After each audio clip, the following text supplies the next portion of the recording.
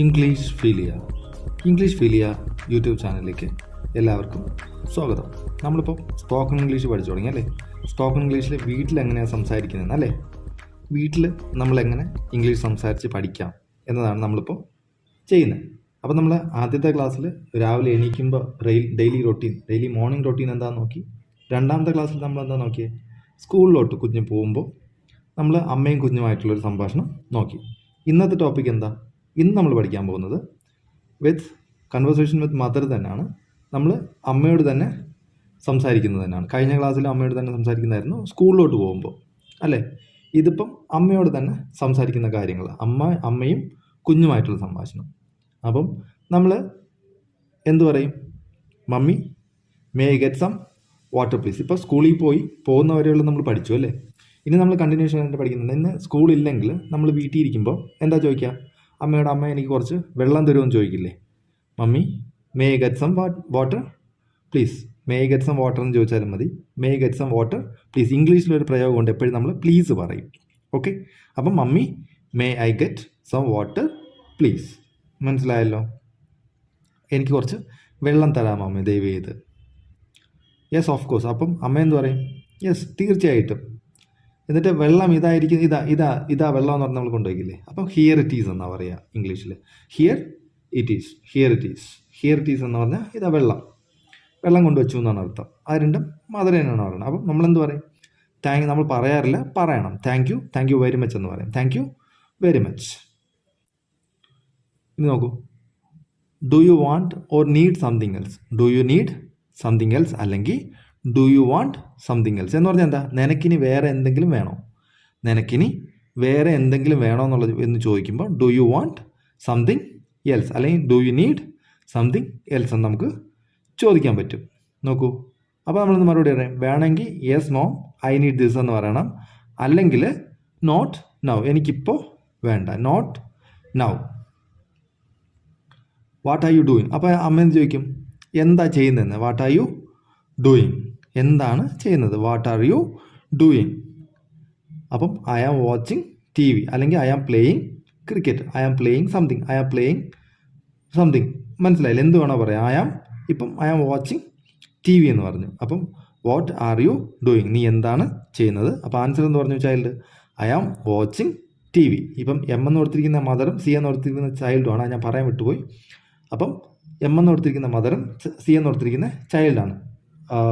Boy ആണേലും daughter ആണേലും ചെയ്യാം. ഓക്കെ, മനസ്സിലായല്ലോ? നോക്കൂ ഇനി. അപ്പം ഡോണ്ട് വേസ്റ്റ് ടൈം, സമയം വേസ്റ്റ് ചെയ്യല്ലേ. നമ്മൾ പറയത്തില്ലേ, അമ്മ പറയത്തില്ലേ, നമ്മൾ ടി വി കാണുവാണെന്ന് പറയുമ്പം സമയം വേസ്റ്റ് ചെയ്യരുത് എന്ന് പറയത്തില്ലേ? Don't waste time. Study for your exams. Mother തന്നെ പറയുകയാണ് study for your exams. Don't waste your time അല്ലെങ്കിൽ don't waste time, study for your exams. I studied all the topics yesterday. ഞാൻ ഇന്നലെ തന്നെ എല്ലാ ടോപ്പിക്സും പഠിച്ചു കഴിഞ്ഞു. I studied all the topics yesterday. അപ്പം ഗുഡ് ബോയ് അല്ലെങ്കിൽ ഗുഡ് ഗേൾ എന്ന് പറയും അല്ലേ? എല്ലാം പഠിച്ചു കഴിഞ്ഞില്ലേ? അപ്പോൾ ഗുഡ് ബോയ് അല്ലെങ്കിൽ ഗുഡ് ഗേൾ എന്ന് പറയും. മനസ്സിലായല്ലോ? ഇത് ശരിക്കും പഠിക്കുന്ന കുട്ടിയോട് പറയുന്നത്. ഇനി പഠിക്കാത്ത കൊച്ചാണെങ്കിലോ എന്ന് മറുപടി പറയണം. I studied all the topics yesterday എന്ന് പറയുമ്പം, ഞാൻ ഇന്നലെ എല്ലാ ടോപ്പിക്കും പഠിച്ചു എന്ന് പറയുമ്പം അമ്മയുടെ മറുപടി എന്തായിരിക്കും? You always say this.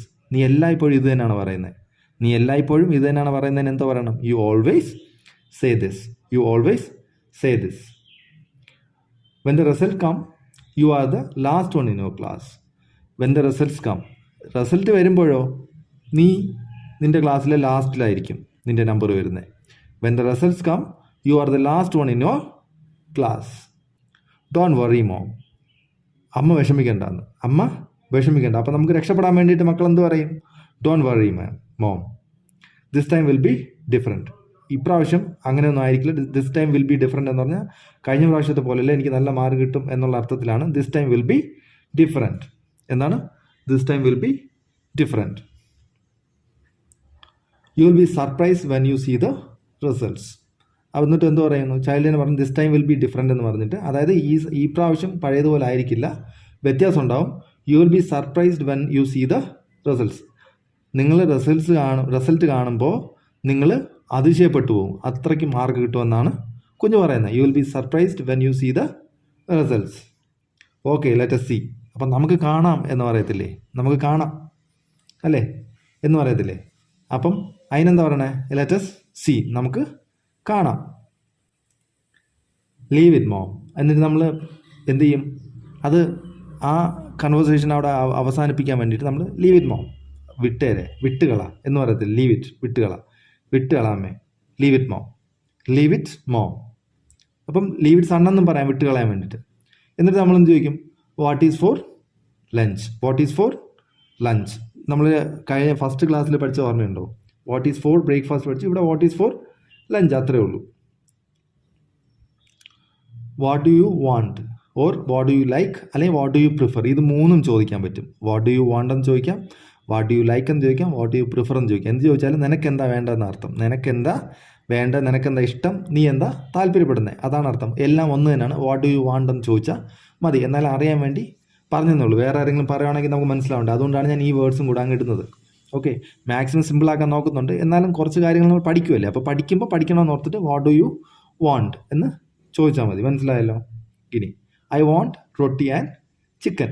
നോക്കൂ, എനിക്ക് റൊട്ടിയും ചിക്കനും മതി, എനിക്ക് റൊട്ടിയും ചിക്കനും വേണം എന്ന് പറയാം. I want roti and chicken, I want roti and chicken. ഇപ്പം നമുക്ക് വേറെ എന്തെങ്കിലും വേണമെന്ന്, പൊറോട്ട വേണമെങ്കിൽ എന്താ പറയണം, parotta and chicken, parotta and എന്താ പനീർ, എന്ത് വേണോ പറയാം, എന്ത് വേണോ പറയാം. ഐ വാണ്ട് എന്താ നിങ്ങൾക്ക് വേണ്ട അത് പറഞ്ഞാൽ മതി, ഐ വാണ്ട് കഴിഞ്ഞിട്ട്. മനസ്സിലായല്ലോ. ഇനി can you buy some chicken. അപ്പോൾ ചിക്കൻ വെക്കണമെങ്കിൽ എന്ത് വേണം, ചിക്കൻ മേടിക്കണം അല്ലേ. അപ്പം നമ്മളടുത്ത് തന്നെയല്ലേ, മക്കളടുത്ത് തന്നെയല്ലേ അമ്മ പറയുക. അപ്പോൾ can you buy some chicken, can you buy some chicken. നീ കുറച്ച് ചിക്കൻ മേടിച്ച് തരുമോ എന്നാണ് ചോദിക്കുന്നത്. Can you buy some chicken. Yes mom. എന്നിട്ട് എന്താ, take enough money from the പേഴ്സിൽ നിന്ന് ആവശ്യമുള്ള പൈസ എടുത്തോ. നമ്മൾ പറയത്തില്ലേ, പൈസ ആവശ്യമുള്ള പൈസ നീ എടുത്തോന്ന്. അതിപ്പം നമ്മൾ എവിടെയാണ് വയ്ക്കുന്നത് അവിടെ വയ്ക്കും.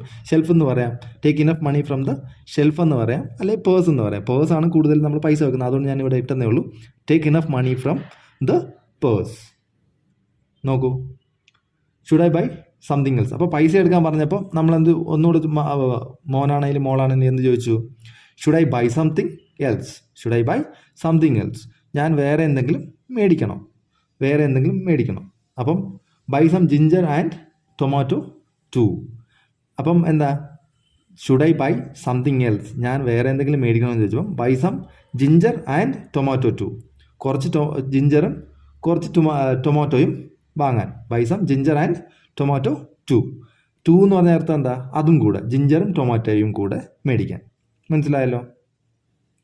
ഇനി അപ്പം ചൈൽഡ് എന്ത് പറയും, യെസ് മോം. എന്നിട്ട് നമ്മൾ പോകുമ്പോഴത്തേന് എന്ത് പറയും, അമ്മ എന്ത് പറയും, look both sides of the road while U cross the road cross ചെയ്യുമ്പം റോഡിൻ്റെ രണ്ട് വശവും നോക്കിയിട്ട് വേണം ക്രോസ് ചെയ്യണമെന്ന് പറയും അല്ലേ. അപ്പോൾ look both sides of the road while U cross the road.